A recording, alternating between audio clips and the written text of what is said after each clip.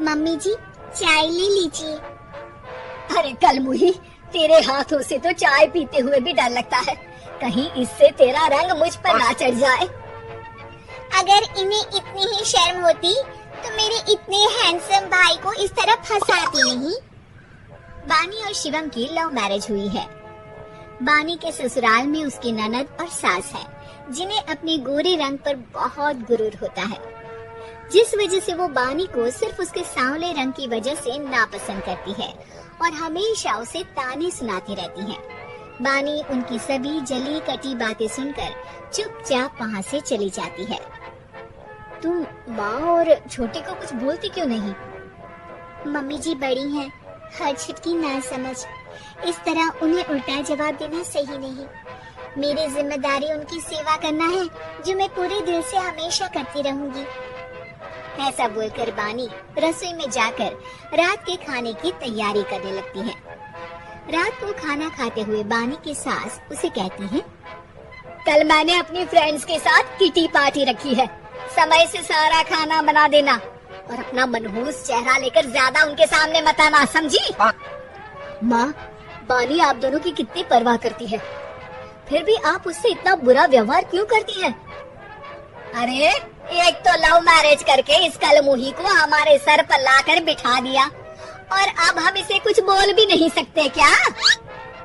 भैया तो इनकी तरफदारी करेंगे ही, आखिर इन्होंने पूरी तरह उन्हें अपने वश में जो किया है। जिसे जो करना है करे, बस कल मेरा सारा काम समय पर हो जाना चाहिए। इस पर सब खाना खाकर सोने चले जाते हैं और अगले दिन बानी जल्दी उठकर सास की किटी पार्टी के लिए तैयारियां शुरू कर देती है। जिस पर पार्टी शुरू होने के बाद सास की सहेलियां कहती हैं, अरे वाह री, तेरी बहू ने तो बड़े स्वादिष्ट समोसे बनाए हैं। हाँ भाई, रंग कैसा भी हो, खाना बनाने में बिल्कुल अन्नपूर्णा है।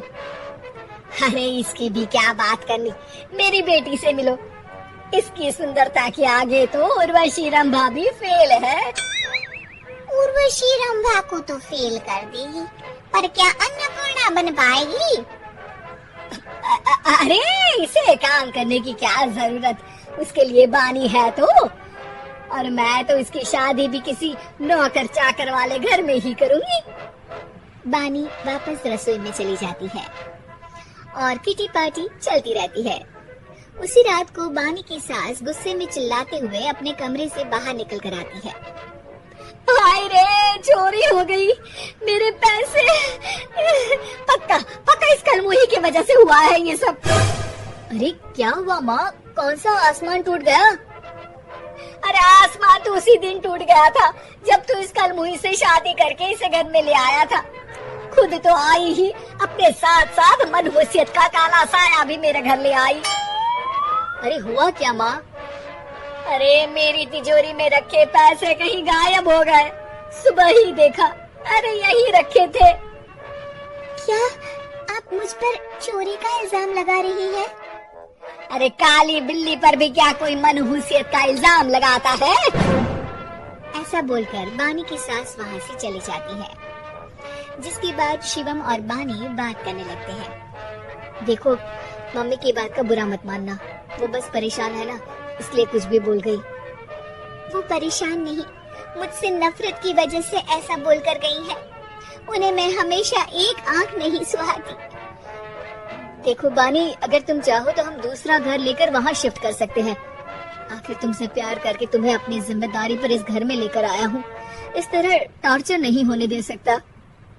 अगर आप साथ हैं तो मुझे किसी चीज की टेंशन नहीं, और आखिर वो हमारे बुजुर्ग हैं, हम उन्हें और छुटकी को इस तरह अकेले छोड़कर कैसे जा सकते हैं। इसके बाद बानी भी अपने कमरे में चली जाती है और अब हर रोज उसकी सास की तिजोरी से पैसे गायब होने लगते हैं। इसी तरह कुछ समय बीत जाता है और वो हर बार हर चीज का इल्जाम बानी पर लगाती है, पर बानी कभी कुछ भी नहीं बोलती। कलमुही नास पीटी, बहू को घर की लक्ष्मी बोलते हैं, ये तो पनौती बनकर आई है, पनौती। एक रात बानी की सास को आधी रात में प्यास लगती है, तो वो पानी पीने रसोई की तरफ जाती है। तभी उसे अपनी बेटी के कमरे में कुछ आवाज सुनाई देती है। हाँ हाँ, मैंने मम्मी की तिजोरी से हर रोज थोड़े थोड़े पैसे निकाल कर हम दोनों के लायक खूब पैसे इकट्ठे कर लिए हैं। और मम्मी आज तक उस सब के लिए भाभी को ही जिम्मेदार समझती है। तुम बस जल्दी से आकर मुझे यहाँ से ले जाओ और हम कहीं दूर जाकर शादी कर लेंगी। मम्मी को कुछ पता नहीं चलेगा, सब मुसीबत खत्म। अपनी बेटी की ये सारी बातें सुनकर बानी की सास भौचक्की रह जाती है और अपने कमरे में वापस चली जाती है। जब अगली सुबह बानी सास के कमरे में आती है, मम्मी जी क्या बात है, आज आप कमरे से बाहर ही नहीं आई? आपकी तबीयत तो ठीक है ना? क्या छुटकी कमरे से बाहर आई या तुम उसके कमरे में गई? नहीं नहीं, क्यों जाना है क्या? मैं अभी चली जाती हूँ। नहीं, कोई कहीं नहीं जाएगा। इस पर वो बानी को साथ लेकर कमरे से बाहर आती है जहाँ शिवम भी होता है। वहाँ उसकी सास बोलती है, छुटकी मेरी तिजोरी के सारे पैसे लेकर अपनी माँ के बारे में कोई ख्याल करे बिना किसी लड़के के साथ घर छोड़कर चली गई। और बहू, तुमने मुझ जैसी सास की सेवा करने के लिए अपने ही पति के साथ दूसरे घर जाने से मना कर दिया। मैंने हमेशा तुम्हारा रंग देखा अच्छा ही नहीं, जो मेरी सबसे बड़ी गलती है। मुझे माफ कर दे बेटा। और इसके बाद बानी की सास कभी अपनी बहू की तारीफ करते थकी नहीं।